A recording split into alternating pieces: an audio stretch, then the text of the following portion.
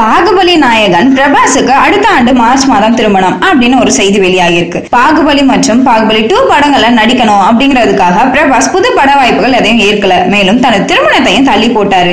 பாகுபலிக்காக அனுஷ்காவும் தனது திருமணத்தை ஒத்தி வச்சாங்க அப்படிங்கிறது குறிப்பிடத்தக்க விஷயம். பாகுபலி படத்துல நடிச்ச போது அனுஷ்கா பிரபாஸ்க்கு இடையே காதல் ஏற்பட்டதா கூறப்பட்டு வருது. இவர்களோட காதல் பத்தி தான் தெலுங்கு திரையுலகமே பேசிட்டு இருக்கு. இந்த நிலையில பிரபாஸும் அனுஷ்காவும் ரீல்ல மட்டும் இல்ல ரியல்லையும் அம்சமான ஜோடியா இருக்காங்க. அவங்க திருமணம் செஞ்சுக்கிட்டா நல்லா இருக்கும் அப்படின்னு அவங்களோட ரசிகர்கள் தெரிவிச்சுட்டு வந்தாங்க. அதை தொடர்ந்து பிரபாஸ்க்கு அடுத்த ஆண்டு மார்ச் மாதம் திருமணம் நடக்க இருக்கு அப்படின்னு தற்போதைய செய்தி ஒண்ணு வெளியாயிருக்கு.